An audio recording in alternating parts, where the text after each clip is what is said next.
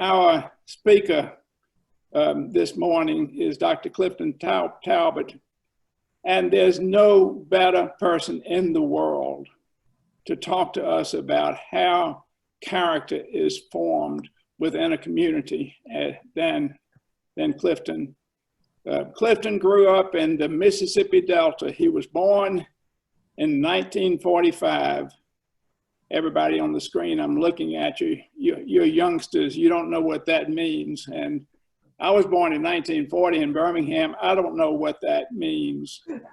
But Clifton towers in the field of education, but more broadly in the field of how character is developed within communities.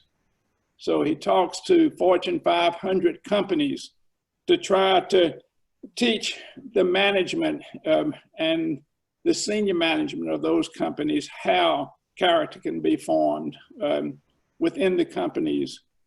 He's talked in the major universities in the country. And in the field of education, he is almost without peer in terms of teaching us what character is and how it's developed in schools. Last year in 2019, he was awarded the Lifetime Achievement Award by Character.org. That's the highest recognition that Character.org can give anyone. So Clifton didn't learn everything he is going to teach us today at Oxford University or some highly prestigious university. He learned it in the fields and on the streets and with people that loved him dearly in the Mississippi Delta.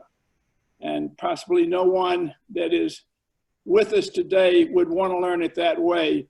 But if we hear Clifton, we would say, what a blessing he had and the people in that community that invested in him, and certainly what a blessing he has been to that community as they have seen the tutelage that they offered him bloom so beautifully in Clifton, all over the country. So when the organizational group with respect to this summit was getting around and we had to truncate what we were doing to a half a day from 2 days, the primary objective was don't lose Clifton. And we didn't lose Clifton. He's the best dressed, as you can imagine, if you look at your screen. He's certainly the most knowledgeable.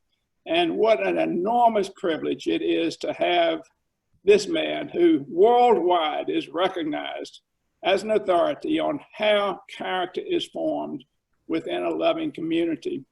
So Clifton, thank you so much for being with us, and what a privilege it will be for us to hear from you. Thanks, Drayton. I hope that I can live up to that wonderful introduction. But you know, I'm going to read something first and foremost to get us started. It's out of my book, 8 Habits of the Heart for Educators. This book was born at Harvard University, where I had been lecturing for about 5 years in the Graduate School of Education, which really helps us to clearly understand just how important your presence is. The mere fact that you're there, that's number one. And understanding, once that I'm there, how can I matriculate through that environment in such a way to make a difference in the lives of the students and the adults, whomever, who cross my path. So let me read from 8 Habits of the Heart for Educators.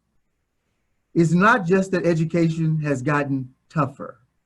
Being a good educator has always been tough. I went to school in Glen Allen, Mississippi, a small community of field hands, maids, and tractor drivers, the folks I've come to call the porch people.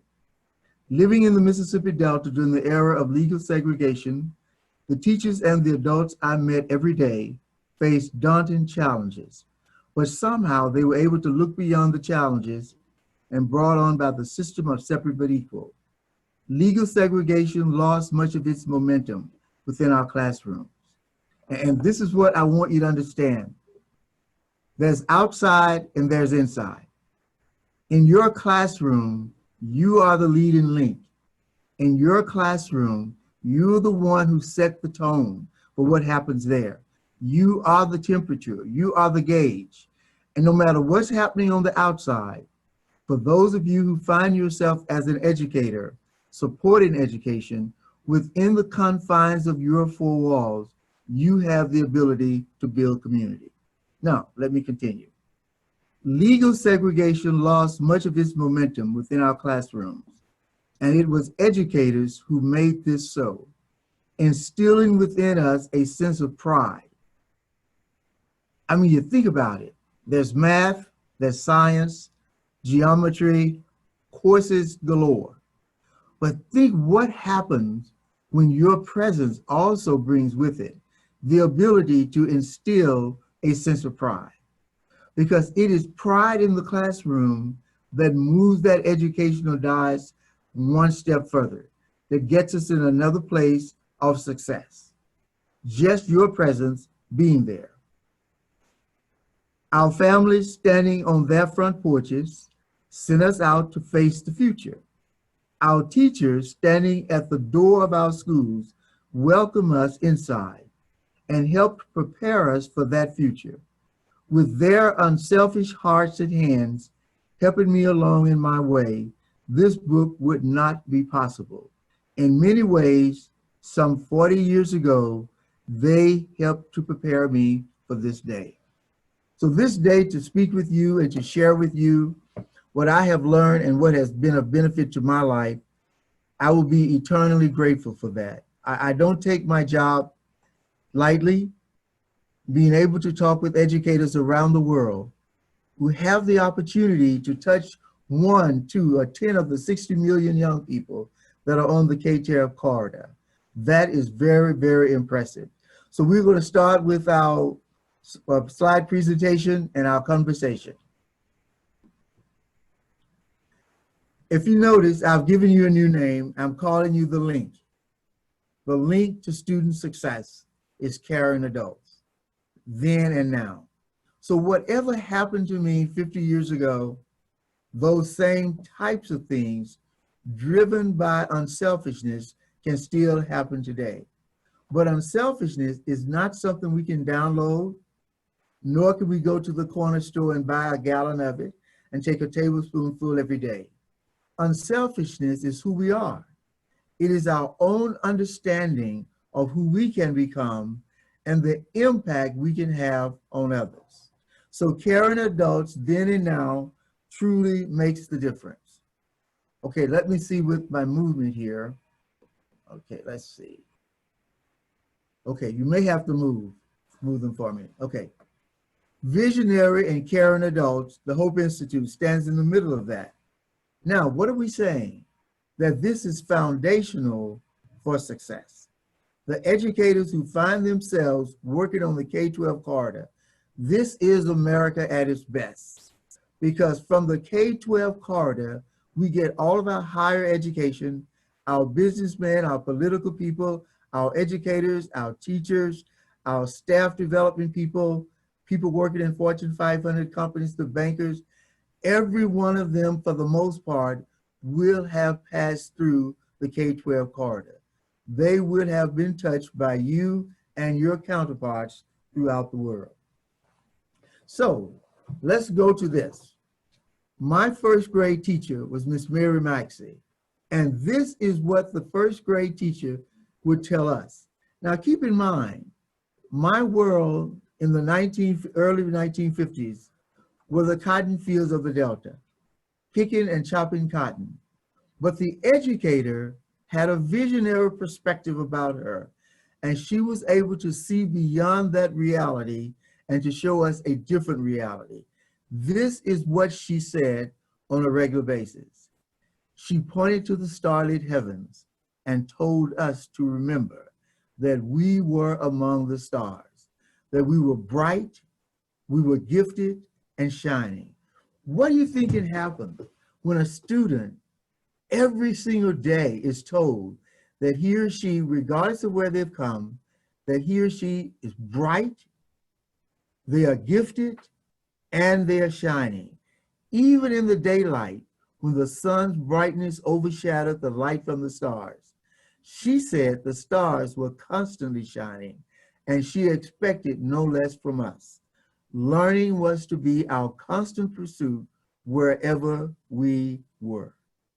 That to me is what provides that motivatum, that momentum that pushes my life today to do the things that I have had the opportunity to do that I could not have even imagined while in the fields of the Delta. But this is where educators become so important, because you can help shape the new dream, the new vision, and help young people clearly understand that the world has been waiting for them, and their gifts are absolutely crucial.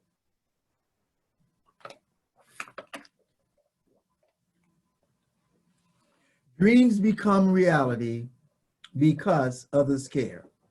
Several years ago, I had the distinct pleasure, honor, intimidated and all, being asked to speak for the Department of Defense. They had brought all of their leaders in from literally around the world.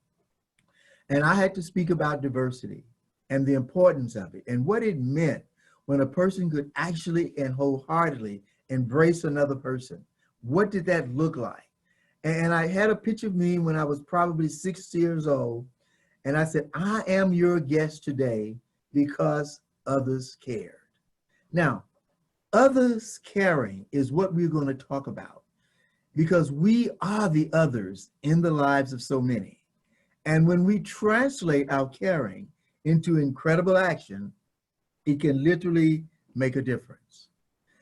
You are the link, and because of my links, I was able to do things that I had never imagined before. So I'm going to take you beyond my present reality. Leonardo da Vinci said in the 15th century that do not be constrained by your present reality, but look beyond that and understand there are things you can do that you may have never done before. I found myself in a place that I could not even imagine. But I think my first grade educator, in her own way, understood that I could accomplish more than she probably imagined for me within the confines of the world in which we live. This is the Assembly Hall of the United Nations. A couple of years ago, I was invited to give an address there, and I will never forget how scared I was. I didn't even know where the United Nations was located. I knew it was in New York. I had never been there, had no reason to go there. So the address to nowhere off of 46th Street meant nothing to me. But I remember the morning that I woke up in New York, dressed, got ready to walk across 46th Street. So many people that you didn't even have to move. They were moving you. And I was so glad they were moving me in the right direction. But I finally got inside the United Nations, and I saw all the former Secretary Generals, all the incredible people from around the world milling in and out throughout the buildings. And I felt so intimidated and so lost. Why am I here? How did I get here? And I walked into this room, at the time was as empty as it is now. And I stood and I asked a young lady, I said, ma'am, my name is Clifton Taulbert. I'm from Tulsa, Oklahoma, and I'm one of your guest speakers. There are 3 speakers and I'm one. But I don't know what to do next. I don't know where I'm sitting or anything. So she just very nicely and professionally turned around, pointed to the dais area, and there I saw my name in lights, Taulbert. And I spelled it out just to make sure that it was my name. And then, forgive me guys, but I started to cry. I mean, the tears just flooded like water. I couldn't understand how I had taken that 9-foot cotton sack and made it a plane ticket to New York City. How I had taken the chopping hoe that we would chop the cotton and chop the weeds from around the cotton. That had been the life I had lived. That was the life of my parents, my grandparents, my great-grandparents. That had been the life that they had known all of their lives. But here I am standing in the Assembly Hall of the United Nations. I remembered what got me there. And that's what we're going to talk about. Every single one of you have the unique ability to be on board with a young person headed to his or her future, getting to a place that they never thought they could, simply because you have been that caring person along with their parents, their friends, and their neighbors. Because all of these work together to create what we really need and what we want to enjoy. I, as an entrepreneur, I have been asked to speak about entrepreneurial relationships, innovation, all of those types of things. But yet on the other side of me, that night, the place is packed with people, packed with people. And I'm asking myself, I can't believe they have come to hear me talk. But my talking would not have happened had Miss Mary Maxson not convinced me when I was in the first grade that I was bright, I was gifted, and I could always be a star shining, even though the reality at the moment gave me a different picture. And that's why educators are so important, to have an entirely different perspective by which you help to mold and shape the life of a student. It can mean everything in the world to them. So this is my world. I know in Alabama you've seen cotton before, I'm sure. When I'm in Maine or I'm in another country, I have this picture to make sure they know exactly how cotton looked. But I can remember as a kid, sitting with my knees pulled up to my chin, looking as far as I could. And all I could see were the cotton fields. And I would think that this would be my life. This would be all that I would ever know. But something would happen. My great-grandfather would open the door. He would come out on the front door, out of the front door, onto the porch, and he would say, Clifton, do you want to go to Greenville?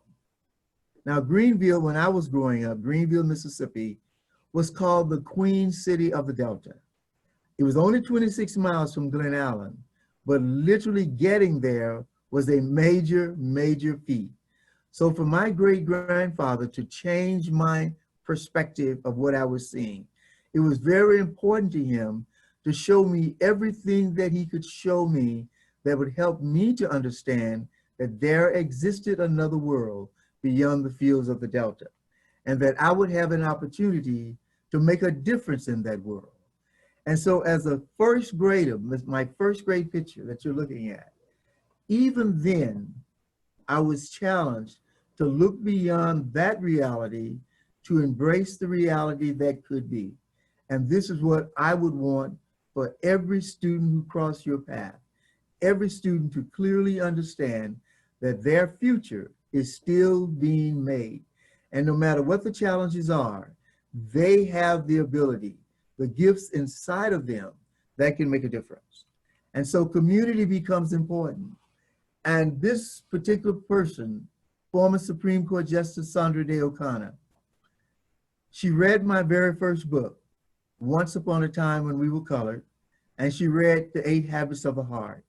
And she invited me to speak at the United States Supreme Court.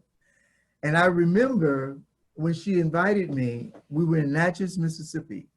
And at that particular time, I knew who she was, very much moving back as far as I could. You know, I'm thinking an average person should not be sitting beside a Supreme Court justice. I mean, had it not been for C-SPAN, we would have never known how they look, because once they don that robe, they go into a world of their own. And here I am sitting with she and her husband, and she's saying that I want you to come to Washington. I want you to speak to the court. And I said, yes, ma'am. That's about all I could say. But you know, it was my teachers. It was Miss Maxey, it was Mrs. Moore, it was Mr. Gavan, it was Mrs. Jackson, it was Mrs. Williams, it was Mrs. Harris. It was all of those teachers that helped me to understand that where I stood in the first, second, third, fourth, and fifth grades, that there would be another road that I would eventually have the opportunity to travel. They impressed upon me that I was a significant part of this country and that I could make a difference. And this is what I ask each of you. When you look across that aisle and you walk down the aisle where those students are, I want you to imagine dreams for them that they may not have even imagined for themselves. And because that is what my teachers did, I found myself in Washington, D.C., in the United States Supreme Court building, being a guest of Justice O'Connor and her husband and the other justices of the peace there. I never thought that could happen, but it did. What made it happen? The care that other people brought into my life and the unselfishness that was part of that. So, educators, I want you to clearly understand that your future, your personal future is being realized through each lengthening step they make. So as a student moves further ahead, your dream move further ahead because you're dreaming for them. You're teaching because of the dreams you have. Your teaching is based upon the idea that I see your tomorrow and I am determined to make something happen for you. So every step that they make, no matter how far it is or where it is, your own dreams are being realized and your steps are being lengthened as well. The Hope Institute is a place that provides the opportunity for educators to not only understand education, but to understand the importance of community within the environments and within the culture where they are. Because to have a culture, if you will, where character has a front seat is absolutely important to literally attaining the type of life that we want for our children, the type of communities we want to live in, and the type of nation we want to share with the world. I want you to know that the reason I'm drinking a lot of water is because as I talk, my mouth is getting dry like cotton.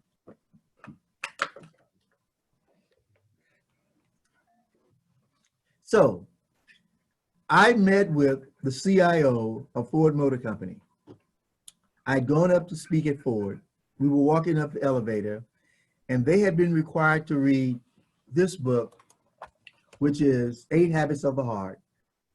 Not the one for educators. This was the very first book. And he asked me a question, the question that I will pose to you today. He said, Clifton, what could happen to Ford Motor Company if all of our employees encountered multiple micro dosages of unselfishness on a daily basis?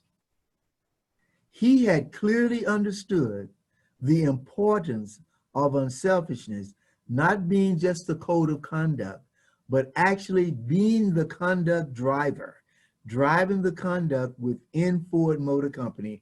What would that do to productivity? What would that do to their bottom line? So I asked the same question of you. Of the over 150 of you that are online here, I know you got Brian Kane and Belinda Jones, Justin Booth. I know you're there, you know, and I hope that Gregory Moore is there. And I hope you're taking notes and understanding that, yeah, if I bring multiple micro dosages of unselfishness into my classroom, into the halls where I walk, what would be the productivity results? What would be the results of that? And that is the question that was posed to me for Ford Motor Company, because they realized at the end of the day, it's about people, and it is about people doing their very best and putting their best foot forward, that if that happened consistently, it would make a tremendous difference in the bottom line of that company. And let's think the bottom line of academia, the bottom line of your school. When those young men and women walk across that stage, graduating as seniors, headed out into the world to make a difference, and you will have sent them with the very best you had to offer. You are the link that really, truly matters. 8 Habits of the Heart is the book I wrote after I had been lecturing at Harvard for 4 years. And in my 5th year, I decided that I needed a book that spoke specifically to educators. And I think the day that it made its debut, 6 months later, it had become an international bestseller. Again, the Mississippi Delta comes alive. Educators caring about the students in such a way that it made a difference in their lives. So I remember their unselfishness, which I now call the 8 habits of their heart. And these 8 habits are timeless and universal principles to live out and to lead others into their destiny. I want to stop right there. Think about it. I want you to think about what it means to literally lead others into their destiny. Because sometimes a destiny may not happen for the simple reason that there's no one leading them in that direction. So the destiny is important to understand that as an educator, you have an incredible opportunity. And so this is what I'm saying. Your carrying presence matter. You, the educator, must take the lead if we are to see impossible dreams become reality. You must take the lead if we are to create the culture that set high standards for students and provide the climate in which great things happen. These great things are twofold: great achievements for the students and greatness for the societies they will have the opportunity to build. Your consistent unselfishness can make all the difference in the world. And this is what character is all about. Character is the outgrowth of unselfishness, lived out and passed along. And when we understand that and embrace that, then we clearly understand that our presence truly matters. The 8 habits of the heart are timeless and universal, and they are used, from my perspective, to build a culture to inspire success that still matters, even in the worst of times and in the best of times. These habits found a place in my life to make a difference. I would not be here today on Zoom, which I'm literally trying to embrace 100%. I love walking down the aisle. I love looking you in the face. I want to shake your hand, but we can't do that right now. But we're going to do the very best we can with what technology provides us. But nurturing attitude, we're going to talk about that. We're going to talk about responsibility. We're going to talk about dependability. We're going to talk about friendship. We're going to talk about sisterhood, brotherhood. We're going to talk about high expectations. We're going to talk about courage, and we're going to talk about hope. And I want to leave you with the clear understanding that all of these habits are people. They are not just codes of conduct to remember, but they are people to become. For me, it was the average, everyday porch people of the Mississippi Delta, the people that worked the fields of the Delta, and while working the fields of the Delta, they had dreams for me bigger than I had for myself. And that's what I would suggest for educators, to have dreams for your students bigger than they have for themselves. So with that type of dreaming, it gives everybody the opportunity to stretch beyond what is expected, to do the unexpected, so that you can get rewarded way beyond what you could have done.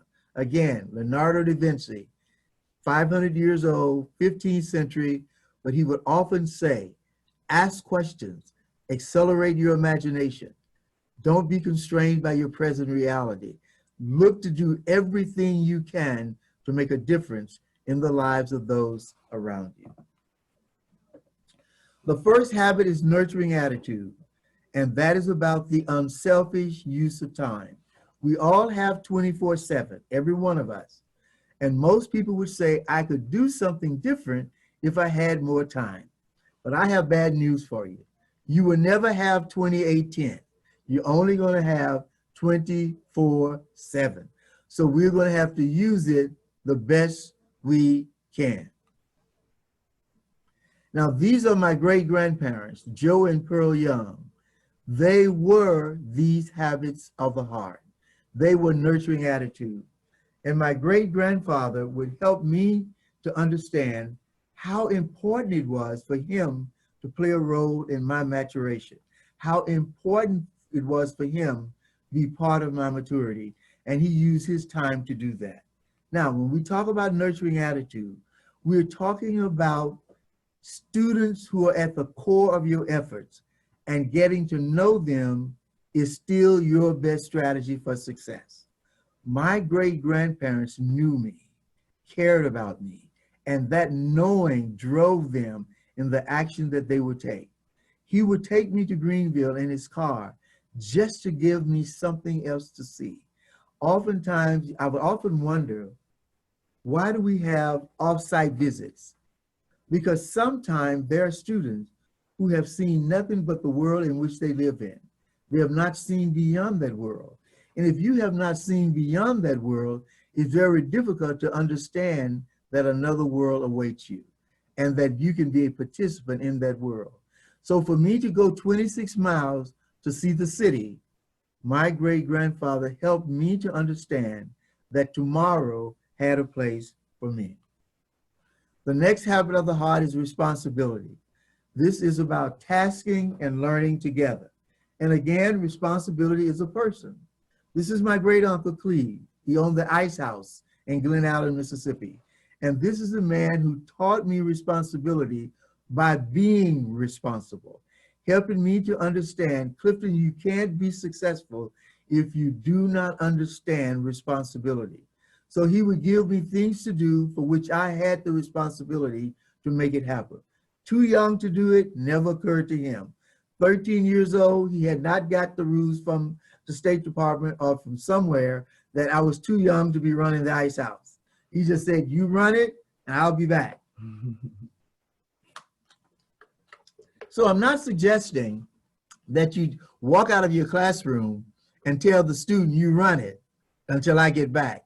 But I am suggesting that you understand that responsibility is something that has to be seen and felt. It is not just a conversation we hold. It is more than that. And so Uncle Cleve became the living example of responsibility. As a result of his personal involvement and his sharing of knowledge, I was soon able to see myself differently. I had the ability to succeed. I had the ability to succeed. Why? Because this man left me with opportunity, gave me the opportunity to do things I had not done before. And as I began to master those small acts of responsibility, I began to see myself differently. And this is what we want for the student. We want the student to understand that every day is a day to imagine yourself differently. This is who I am, and this is who I can become. So what about the next habit of the heart? Dependability is more than that little sticker we have on the refrigerator door. Dependability is giving and keeping your word. It's absolutely important. And dependability, as all the other habits, will be a person. So if you've ever wanted to know how dependability looked, this is her right there. That's the lady who was determined that I would get an education, totally determined that I would go to school, even though being the male in the house, and fortunately we didn't live on a plantation, so I was not forced to leave school, but if I wanted to help my family, that option was there.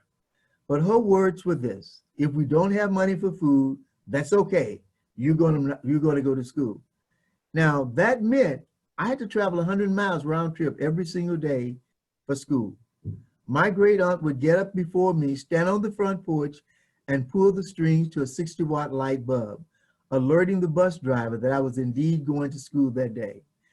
For 4 years, I never missed a day out of school, graduated valedictorian of my class, a member of Phi Beta Kappa today, have taught at some of the most prestigious universities around the world, not because I was so bright, but because someone else cared so much. Caring can change everything. And when a group of teachers began to care, they are literally shaping the next group of leaders for our country and perhaps even the world.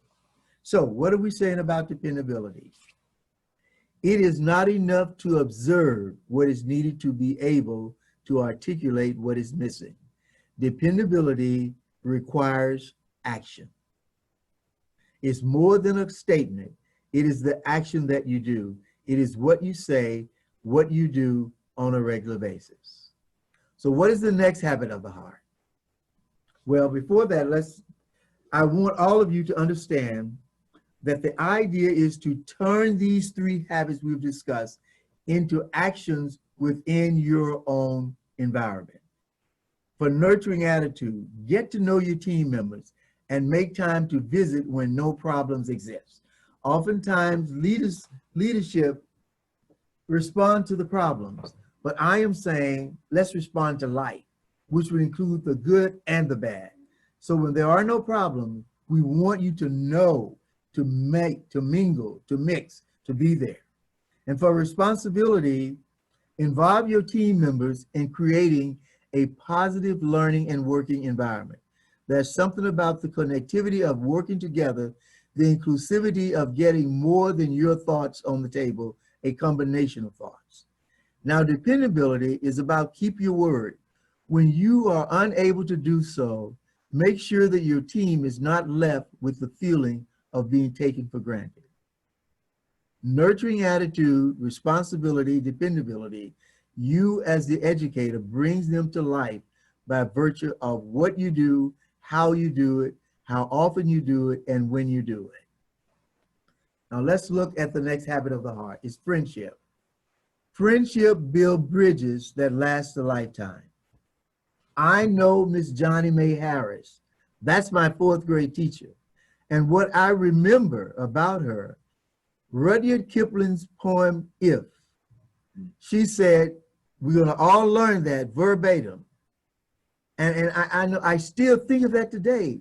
You know, if I can keep my head about me when others are losing theirs and blaming it on me, then I'll be a man, then I'll be something of value. But friendship builds bridges.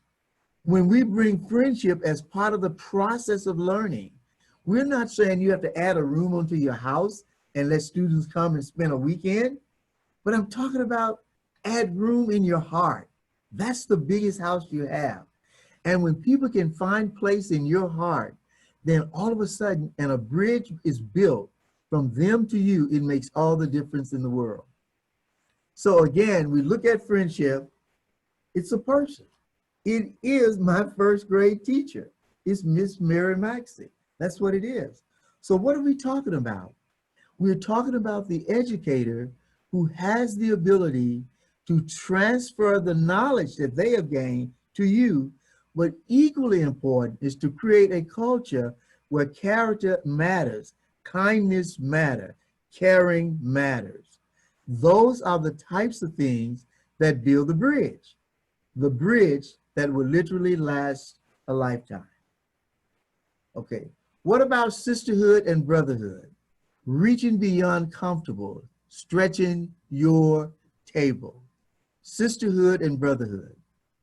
These are habits of the heart that are so crucial to what we have to do. This is a lady that I work for, Miss Knight. It's her name, J.B. Knight. And I want you to understand that when I grew up, legal segregation was the law of the land. I didn't grow up in a world where we were sitting down having coffee together or sitting in a restaurant talking.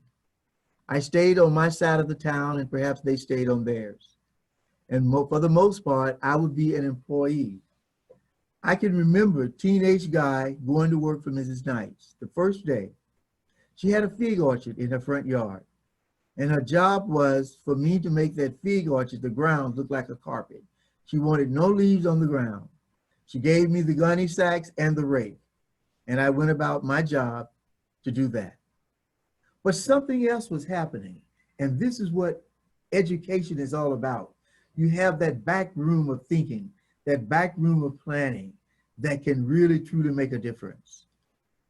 So she comes out of the sewing shop around 11:30. She said, Clifton, come on now, let us go and eat lunch. And she used a pronoun that was very new to me, us. She said, let us go and eat lunch. And I stood there, I still remember it, because I didn't know what to do. She was breaking all of the codes of conduct in the Mississippi Delta. So I headed out on the walk that led to the kitchen door. because being an African American, the only door I could have used would be the back door. So I was headed to the back door. And I remember distinctively, she yelled, "No, no, no, come on, follow me." And we went through her front door. We went through her lobby. We went through her den. We went through her library, finally through her dining room, and then into the kitchen where the table was set for two. My plate, my food, her food. And while we were there, no conversation was held about the fig leaves. She said, "Now tell me, what books are you reading?" And I told her the books I was reading, and she went into what I call a Mississippi hissy fit. She goes, "Oh, you can't read those. You have to read books from the library." And I said, "Mrs. Knights, I can't go to the library." Then dead silence fell over the room. Nothing else was said. We finished eating. I went back to raking leaves. She went back to her sewing shop that she owned. The next week, when I came to work, there beside my plate, a stack of books from the library. And that lasted until I graduated from high school. Never once did she ask me about raking leaves. She just wanted to make sure I was preparing myself for college. She had already looked beyond high school. She had already had a vision of me in college, and she realized I needed to know something about the classics. I needed to know about authors that I had not heard of before. And those were the books she would check out and bring to me, making sure that when it was my time to go to college, that she would have done her part in helping to make it happen. That to me is what community is all about. That to me is what educators still have the opportunity to do. Surprise your students. Take them on a path that they're not expected to go. Take them to a place they can barely read about or understand. You have the ability to do that because your presence matters. The world has changed, and all of its residents are becoming our neighbors. It will never be a world that I knew again, a world where lives were segregated and separated. The world is moving toward the world we should have always been. And each year, each day, each moment of time, we are left with the opportunity to see what we may have missed. And so for educators, to me, you're in the best seats possible to make sure that this country live up to its creed and that we all become participants in creating a great place to call home. Friendship, we're asking you to be open-minded, display a positive attitude even when challenges exist. Welcome the voices of others, seek innovative involvement. Your positive attitude is contagious. Brotherhood and sisterhood, leave your comfort zone. I think that I am getting a lot of conversations going over my writing, so that's why I'm unable to read that. But brotherhood and sisterhood has a lot to do with creating your creative space so that you can become a member of the bigger society in which we live. Now it's going great. Leave your comfort zone, learn what each team member needs to excel, create your creative growth talks, which are derived from your member conversations and discoveries. High expectations, the next habit of the heart. High expectations is about expecting the best of others and praising their success. And to me, this is absolutely critical. This is a shotgun house. I know you've seen those in Alabama because they're all over the Mississippi Delta. But this house is very special to me because the man who lived in this house was called the Old African. He stuttered when he spoke, but he had I don't know what to really call it, but it seemed as if he was alive for one purpose only. And that purpose was to make sure that we had books, to make sure that we were reading. We couldn't go to the library, but this man, maybe once a month, would come through our neighborhood with a satchel filled with books. And he would get to my grandfather's house We all be sitting on the front porch or shooting marbles.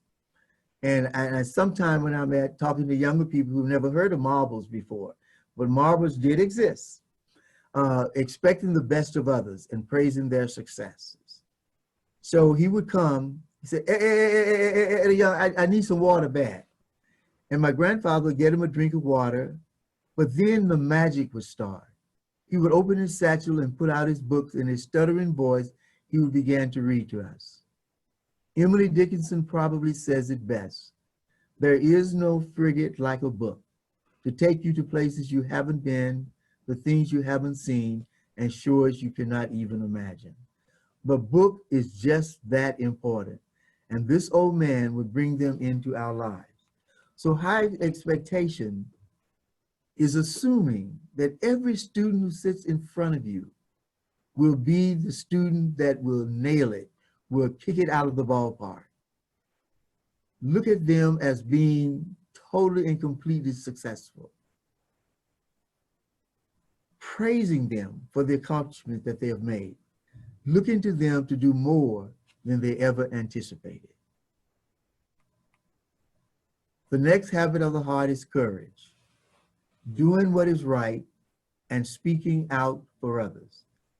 Courage is a habit of the heart that is very essential, because oftentimes, and this is very important, it will always be a person, but oftentimes we have to make the decision about the intentionality that goes with courage. Am I going to do this, or will I leave this for someone else to do? But we have the opportunity to manage our day, which is now. So we want to be that courageous person now, not leaving courage for others, but giving ourselves the opportunity to understand and be part of this. This is Reverend Roy Grisham. His family is from Alabama and Mississippi, but he was the pastor of the First Methodist Church on the campus of Ole Miss during the integration of the school. And this man understood what it meant to be courage. He also understood what it meant if no one was standing up for the Black students.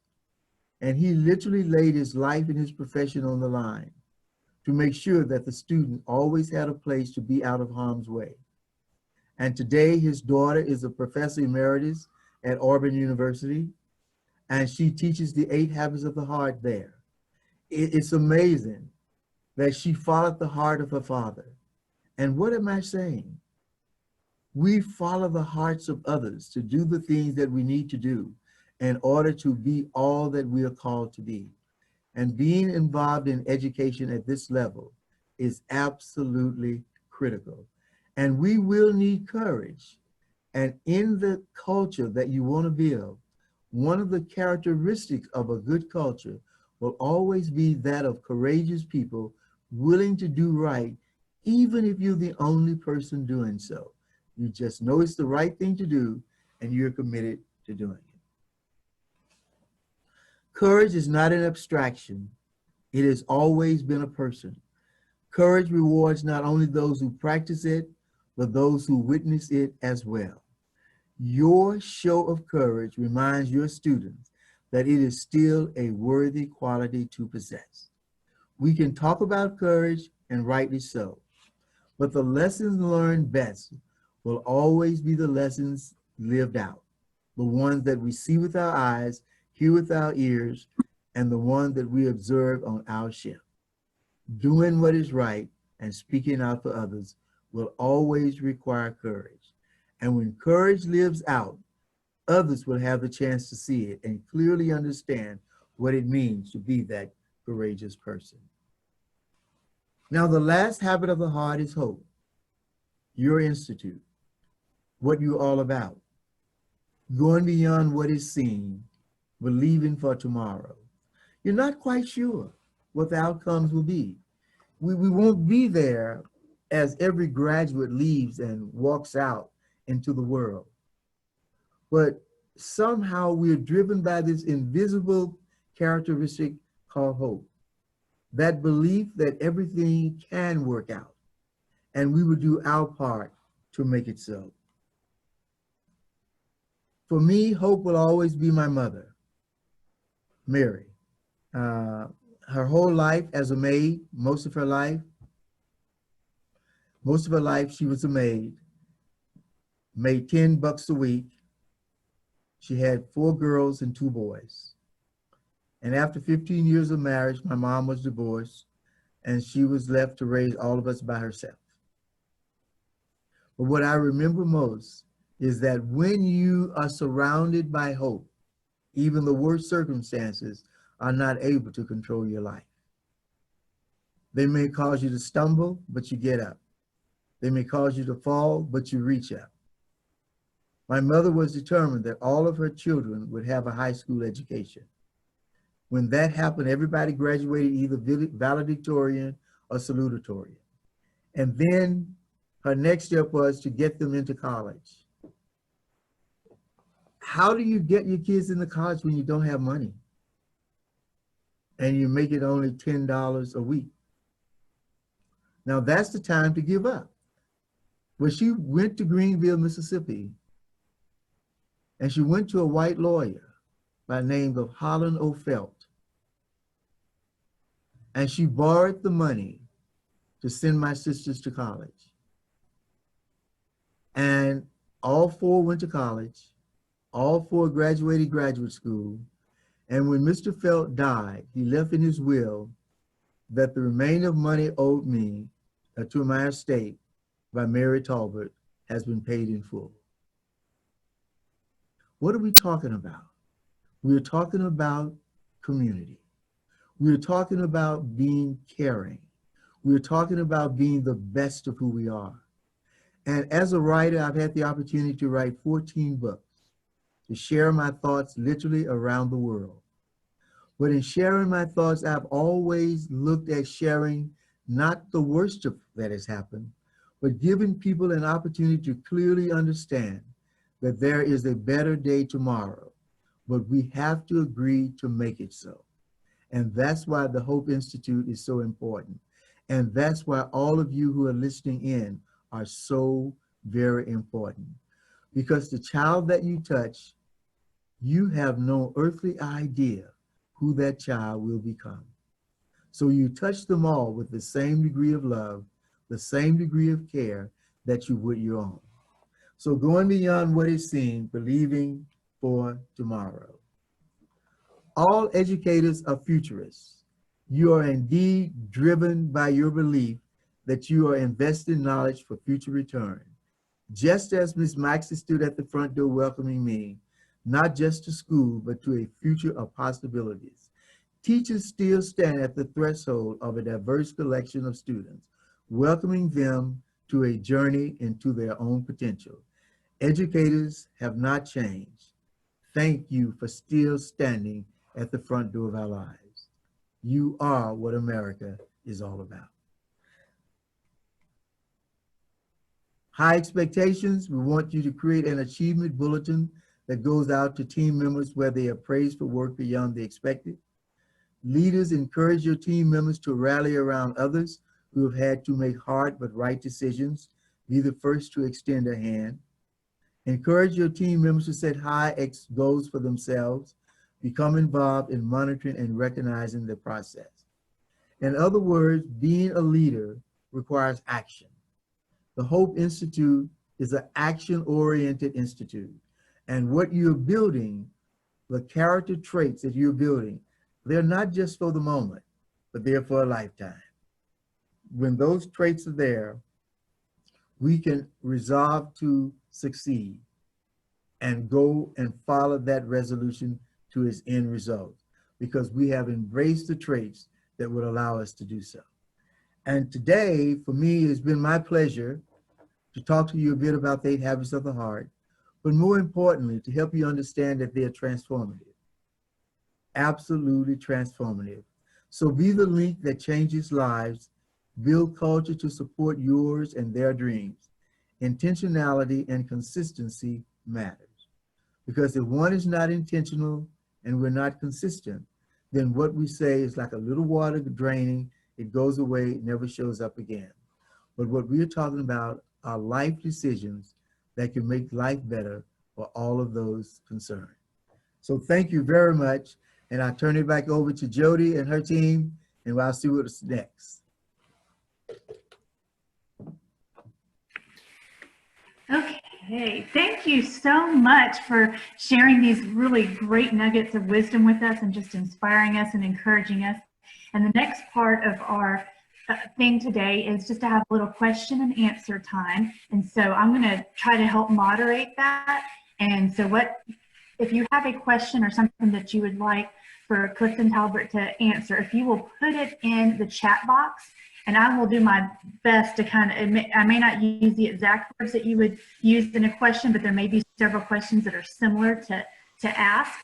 So if you have something that you would like to, any questions that you would like, and if you'll put them in the chat box, and then I will do my best to get those questions verbally asked so that we can, we'll have about 20 minutes or so of questions. So I'm going to give you just a minute or two to think about that, and you can put some of your questions in the chat box. Okay, one of the questions, what do you think are some of our first steps to live the habits? The first step is to just recognize how important you are in the life of another person. You know, unlike other professions, if one worked for General Motors or Nissan, you put tires on the chassis to make it happen. But when you decide to become an educator, you have literally made a decision to be involved in the future of those who cross your path. And just recognize right off the bat that your presence matters, that you're not just a teacher, but that you are a teacher. You've chosen to be that person to turn their lives around, to give them the opportunity to maximize their potential.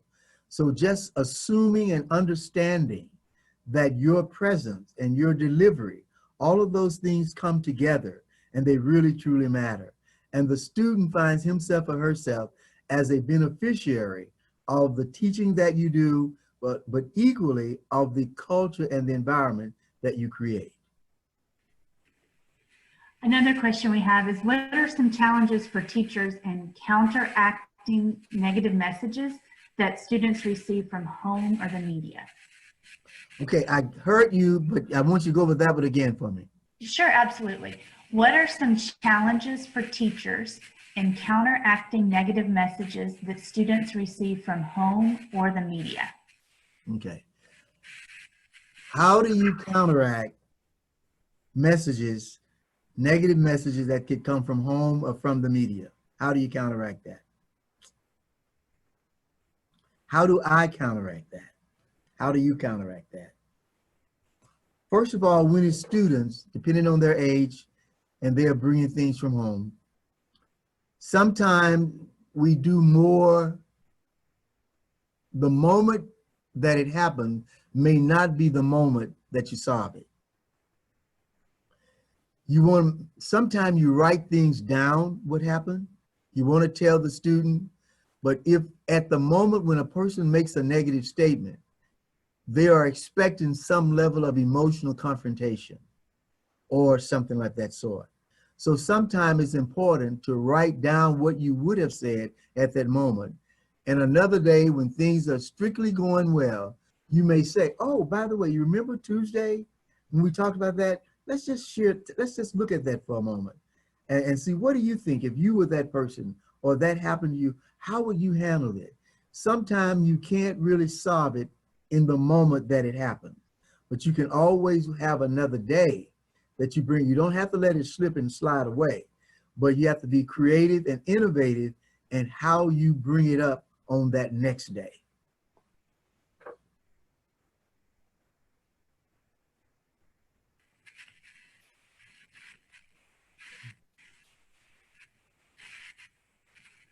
Okay, I'm just looking to see if we have some other questions here. I know you've had the opportunity to speak and share your message with people all around the world. What are some of the experiences that you remember most that have impacted you the most? Well, you know, I think one of the experiences that impacted me was really at Ole Miss. Ole Miss is a school that I was not supposed to know anything about it. And at the 50th year of remembering the integration of Ole Miss, I was invited by the law school to give a speech. You see, my sister had gone there and graduated from Ole Miss. She had also been jailed as well. She was in the second group of students that integrated Ole Miss. And I had never been on campus before. And my memory of Ole Miss was that. But being invited back to a campus I had never been to share my heart about what is possible at a place that has the reputation that it had back in the 60s. That is one opportunity that I had that I will always remember, that I was able to leave the 8 Habits of the Heart there. I would say Australia, working with the Aboriginals. One situation there, I was speaking at the University of in Dubbo, Australia, and it's a Charles Stewart University. And I've been brought there by the business school. And I worked only with Aboriginals on that particular day. And the Aboriginals, as Native Americans here, they don't call it tribes, they call it clans, but it's almost like a government within the government. And I was introduced by a gentleman who was in his 90s, Aboriginal, and he got up to speak and he said, I have lived all of my life to see an African American face to face. Now I can die. Because the troubles that they have as Aboriginals in their country, they look for what happened in our country. As our lives became better, he had dreams that their lives would become better as well. And that was the first time that I clearly remembered how small the world is and how important it is for all of us to understand that we're not isolated people on a small piece of land, but that the world is around us.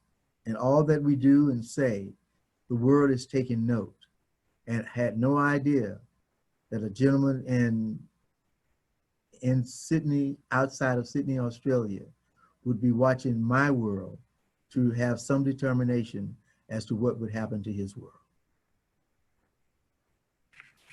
Well, that is a great reminder that we're all in this together, for sure. Yeah. And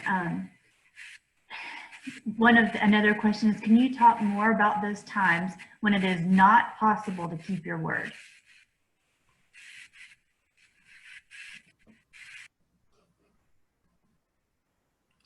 I think conversation becomes important, because there will be times, circumstances will happen, and you can't keep your word. The problem is the conversation between giving your word and having the opportunity to keep it. So it depends upon what that word given meant, where you were at the time, and all of the people that it may have impacted. Because if I have, it's much easier if I gave my word to one person and all of a sudden, well, for example, I'm supposed to talk with the person this morning in the Michigan area. And I said, yeah, that's a great day to do it. But I realized when I got here that I had to Zoom with you guys and I couldn't do that. So I had to call Michigan to tell them that I apologized, I made a mistake, I didn't look at the calendar well enough, because I won't be able to do that, but I will be able to do it later in the afternoon if your schedule will permit me to do so. So there will never be a clear-cut, solid answer for this, but I think we should all strive to keep our word. And when we can't keep our word, we should all have a reason to give that it cannot be done, so that the other person is not left hanging on the end of expectation. But I think we have to look at it circumstance by circumstance and make decisions based upon what those circumstances are. Great. This is a question about special education. And the statement said, I wonder who's really teaching, the student or those around them? Any thoughts on that when you're working with a special education student? Or is the student teaching or those around them?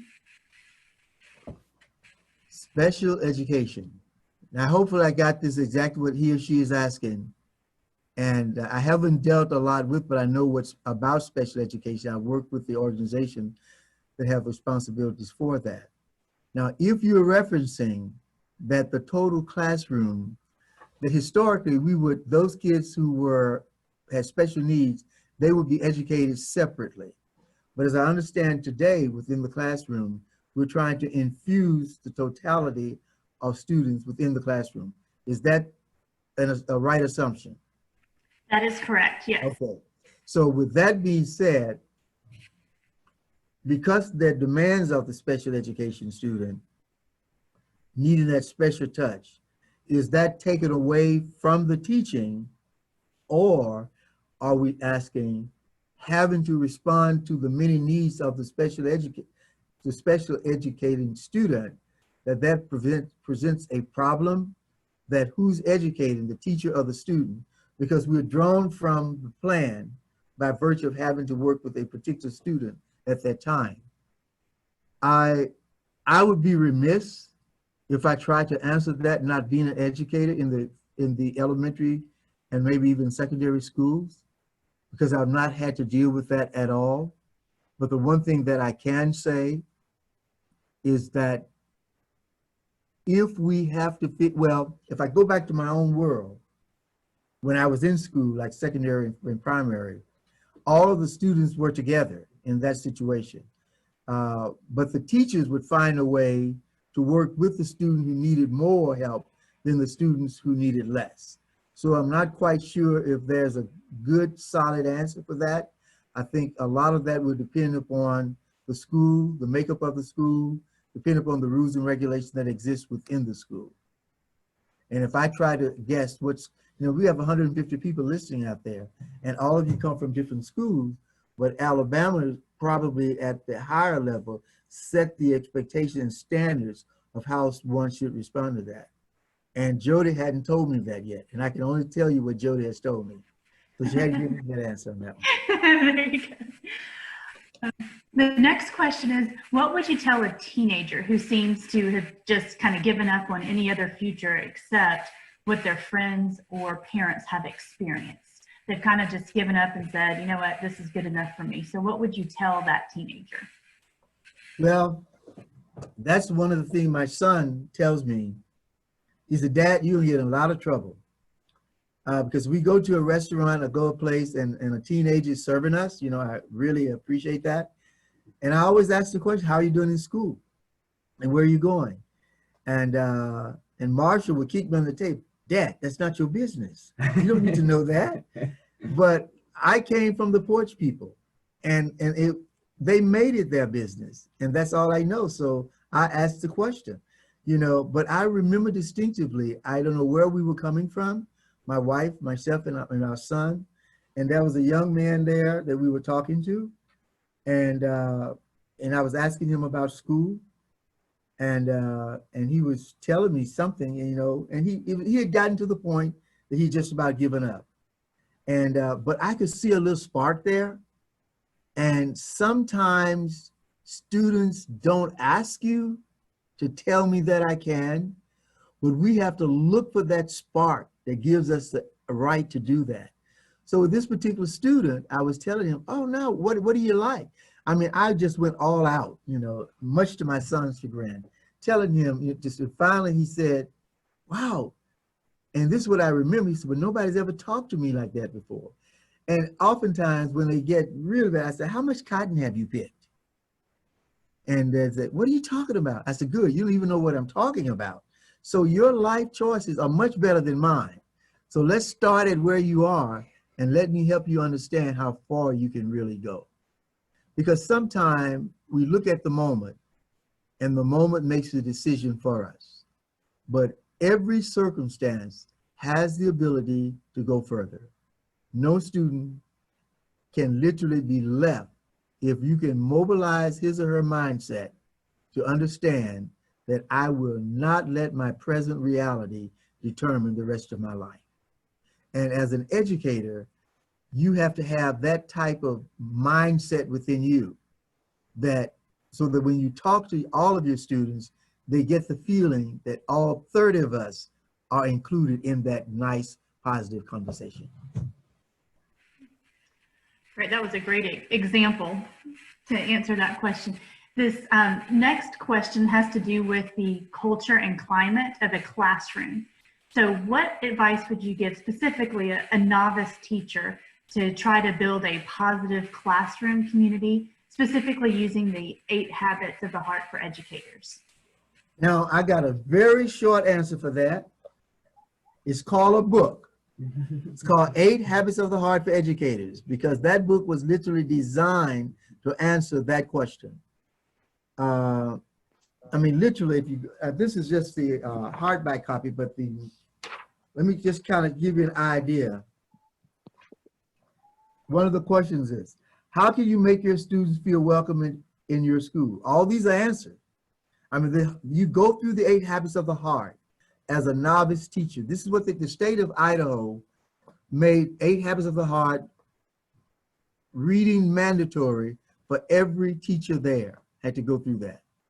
Because what it really truly does, it takes the 8 habits and place them within the classroom setting. So you know exactly what you need to do in order to build a classroom successfully. That's great. We got it. The manual right there. Do you have any insights for those of us who desire to make a positive difference regarding racial prejudice? That's my life. How do we make a difference? Yesterday at our church, and it's important to go to the background of it, it's about 98% Caucasian. Yeah. And our pastor's a young white kid, I call him. And so much was going on in the world that he asked 5 members of the church that were of my ethnicity to be the panel for the whole church. And this is one of the things that we talked about. We talked about race. We talked about how do you live beyond that, the challenges that we face. And my answer is quite simply this. We have the opportunity to be our better selves if we choose to do so.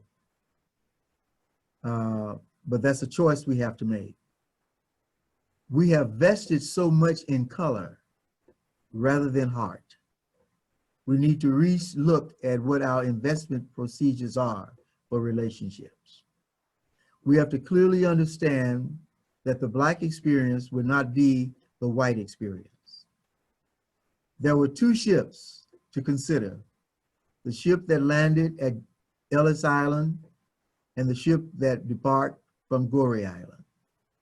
Ships with people, but 2 different purposes. And for most of our life as Americans, we have been living with trying to solve those differences. Ellis Island welcomed the Europeans who came. Goree Island was the send-off place for the Africans who became enslaved. They both came to the same country, but for entirely different reasons. And we are still dealing with that today. Ellis Island, you came to make a life for yourself. Goree Island, you came to build a life for someone else, an entirely different purpose. And the badge that defined you, or the name badge that you wore that made the difference, was the color of your skin. Color for your skin meant work. It did not mean partnership, it meant work. And those are the differences, the main differences that I see. So when we get to the point of understanding that we have a shared humanity, and the shared humanity, I think Mrs. Knights, in her world, in her way, because she did not have to check books out of the library for me. But she realized that if I was going to make the most of who I was, then she was going to take advantage of who she was. And she knew that she could get done whatever she wanted to. I couldn't. So she did for me. Holland felt the white attorney. He could have easily said, well, if you don't have the money, that's your problem. No, I want to help you educate your children. So we have that opportunity to do that. I remember when we need to have a lawyer to work on some business for us, and the lawyer came from Greenville, Mississippi, up to Tulsa, Oklahoma, where I live. He was a young white guy, young, probably 34, 35, I guess. Everybody's young to me today. It's amazing how that has switched. And so I said, well, I want to get you a hotel. And he said, what are you talking about? He said, I'm staying with y'all. Oh, okay. Because I didn't expect him to say that.